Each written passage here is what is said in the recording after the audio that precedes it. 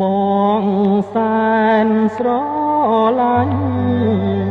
អាណិតអូនណាស់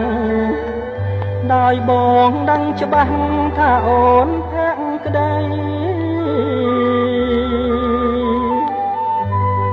តែបងមិនអាចជួបមុខចរណៃបងអាក្រក់ក្រៃដូចប្រែតដេរិឆានហើយចងបងស៊ូតែឃ្លាតពីស្រី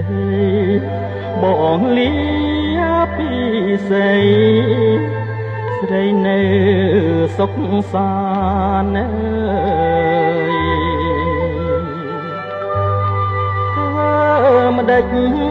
កំប្រែ